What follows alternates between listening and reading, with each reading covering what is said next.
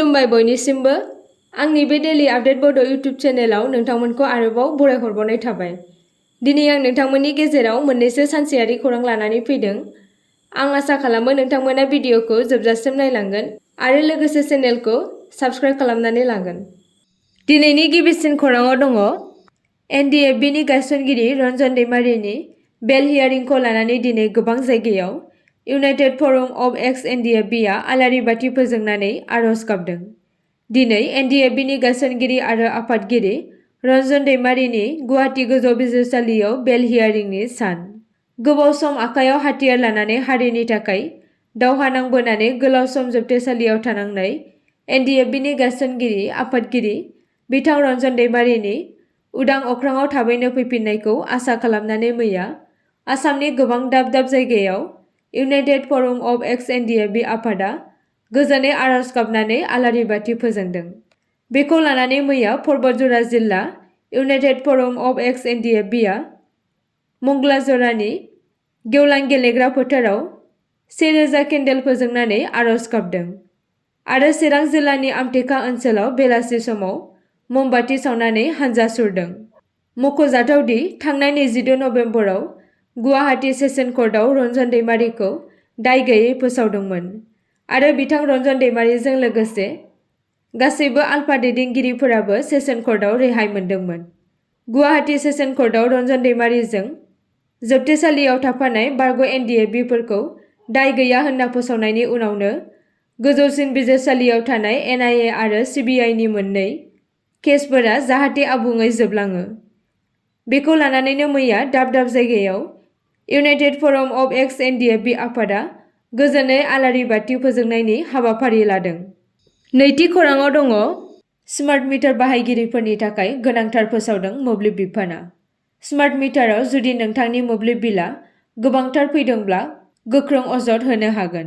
मोब्लिब बिफाना फोसावनानै होनाय हेल्पलाइन नाम्बारा जाबाय 1912 आरो मबाइल नाम्बारा 7575999666 आरो बिनि अनगायैबो 8876100100 जेराव नोंथांनि मोब्लिब बिलआ गोबांथार फैदोंब्ला मोब्लिब बिफाना फोसावनानै होनाय मबाइल नाम्बारनि गेजेरजों फोनांजाब खालामनो हागोन। 1 मिनिटनि गेजेरावनो नोंथांनि जेंनाखौ फोजोबना होनो खोथा होदों एफिडिसिएलआ। मख'नो गोनांदि गोबां समावनो स्मार्ट मिटार बाहायगिरिफोरा गनायथावै मोब्लिब बिल फैनायनि अजद होदों। गोबांथार बिल फैनायखौ लानानै मोब्लिब बिफानगिरिया जेंनायाव गोग्लैनायखौ फोरमायदों, जेराव बे जेंनाखौ सुस्रांना होनो थाखाय मोननै हेल्पलाइन नाम्बार फोसावदों। जुदि नोंथाङाबो बेबायदि जेंनायाव गोग्लैदोंब्ला फोसावनानै होनाय हेल्पलाइन नाम्बारजों मोगा-मोगि खालामनो हागोन होनना फोरमायदों। थामथि खौराङाव दङ हा खाजोना होनो थाखाय मावख'आव थांनांगौनि गोनांथि गैलिया। हानि खाजोनाखौ नोंथांमोना अनलाइननि गेजेरजों होनो हासिगोन। बिनि थाखाय नोंथाङा मोनब्रै खामानि मावनो नांगोन। QR क'ड स्केन खालामनानै नोंथाङा हा खाजोनानि रांखौ होनो हागोन। आसामनि गिबि मन्थ्रि हिमन्त बिश्व शर्माया रायजो राजाफोरनि थाखाय बेखेवनानै होदों आसाम खाजोना सिबिथाइ। गिबि मन्थ्रि हिमन्त बिश्व शर्माया बेखेवनानै होनाय खाजोना सिबिथायनि गेजेरजों हा खाजोनाखौ न'आव थानानैनो गोरलैयैनो होनो हासिगोन आरो बिनि थाखाय नोंथाङा basundhara.assam.gov.in वेबसाइटआव हाबनानै खाजोना अपसनखौ सेलेक्ट खालामनो नांगोन आरो बिनि उनाव नोंथाङा फारि फारियै बिथोनफोरखौ मावफुंनांगोन, जेराव नोंथाङा गोरलैयैनो अनलाइननि गेजेरजों हानि खाजोनाखौ हरनो हायो। ब्रैथि खौराङाव दङ सरकारि फरायसालिफोराव टिउसन फिस लानो मोननाय नङा। बे बाथ्राखौ बुंदों डक्टर रनज पेगु बिथाङा। जुदि टिउसन फिस लायोब्ला गोख्रों राहा लानाय जागोन। गोबां सरकारि फरायसालिफोराव फरायसाफोरनिफ्राय टिउसन फिस लानाय नुनो मोनो। जाय फरायसालिफोराव टिउसन फिस लानाय जायो बे फरायसालिफोराव नायबिजिरनायखौ जागायगोन होनना बुंदों आसामनि सोलोंथाइ मन्थ्रि डक्टर रनज पेगु बिथाङा। बिथाङा बुंथिदों दि सरकारि फरायसालिफोराव टिउसन फिस लानायखौ बन्द खालामनांगौ। फरायसाफोरखौ फोरोंनायनि थाखाय सरकारि फरायसालिनि फोरोंगिरिफोरनो दान बान्था होनाय जाखायो।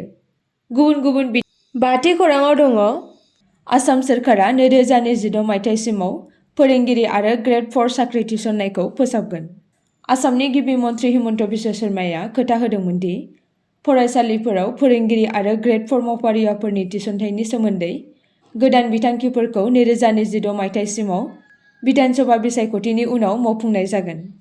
जायगायारि साख्रिनि जेंनाखौ सुफुंनो थाखाय गिबि मन्थ्रि हिमन्त बिश्व शर्माया बे बाथ्राखौ नोजोर होदोंमोन दि गोजाम थिसननाय आदबफोरा सरासनस्रायै जायगायारि बिनायसाफोरखौ खहायाव खोख्लैयो।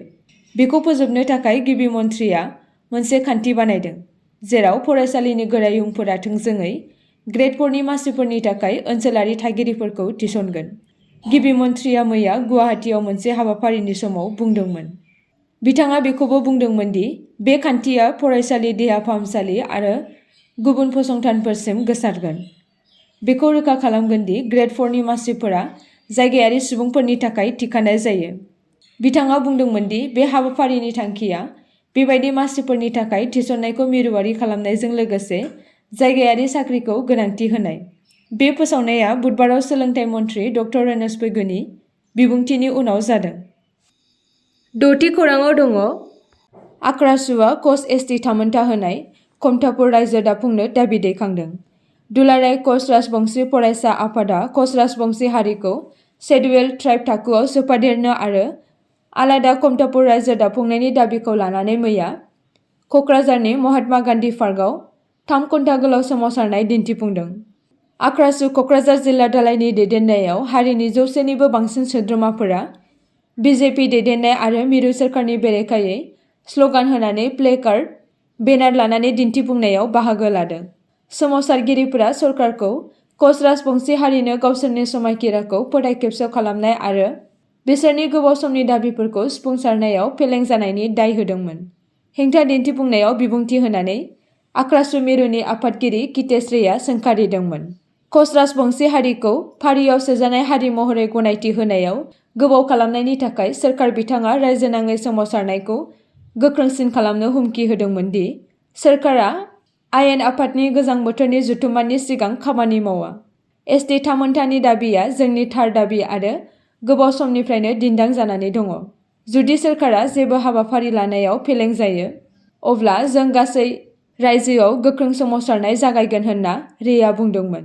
हेंथा दिन्थिफुंनायजों लोगोसे आसामनि गिबि मन्थ्रि हिमन्त बिश्व शर्मा आरो गाहाय मन्थ्रि नरेन्द्र मदिनो मोनसे गोसोखां बिलाइ गथायनाय जादोंमोन आरो हारिनि दाबिफोरखौ सुफुंनो खावलायदोंमोन। 7थि खौराङाव दङ। क'क्राझाराव मेलेरियानि गोसारनायनि जाहोनाव सा 7 सुबुंनि जिउ खहा, जायनि जाहोनाव सावस्रि मन्थ्रिया खौरां लाहैदों। आसामनि सावस्रि बिफाननि मन्थ्रि केशव महन्तआ मैया क'क्राझार जिल्लायाव भारत-भुटान सिमा खाथियाव थानाय लुसुंनि ओनसोलफोराव मेलेरियाजों गाग्लोबजानाय जाथायखौ नायदिंहैदों। क'क्राझार जिल्लायाव बे बोसोराव मेलेरियानि बेरामिफोरा गोख्रोङै बांदों। थांनाय सप्तायावनो सासे 4 बोसोरनि हिनजावसाजों लोगोसे सा 7 सुबुंफोरा बे बेरामजों थैदों। जिल्लायाव 2023 मायथाइयाव 256 मेलेरियानि केस नुजाथिदों, नाथाय 25 नबेम्बर 2024 मायथाइसिम बे अनजिमाया बांनानै 2096 केस जाहैबाय। बिनि अनगायैबो मैया लुसुं ओनसोलाव मेलेरियानि 46 गोदान केस मोननाय जादों। गावनि दावबायनाय समाव मन्थ्रि केशव महन्तआ खौरां बिजोंजों रायज्लायनायाव बुंदोंमोन दि मुलिजों लोगोसे गासैबो गोनां राहाफोरा सोलिगासिनो दङ। गुवाहाटीनिफ्राय मेलेरियायाव आखा-फाखा देहा फाहामगिरिफोरा थासारिखौ हेफाजाब होनो थाखाय सिगांनिफ्रायनो क'क्राझाराव सफैखाबाय।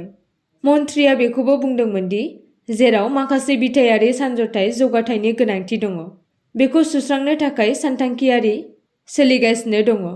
बिथाङा रायजो-राजानो खोथा होदोंमोन दि फैगौ 15 साननि गेजेराव सावस्रि हान्जाया मेलेरियानि गोसारनायखौ होबथानो थाखाय मेंनो रोङै खामानि मावगोन। आसा खालामो नोंथांमोना भिडिअखौ नायनानै मोजां मोनगोन आरो चेनेलखौ लाइक आरो साबस्क्राइब खालामनानै लागोन।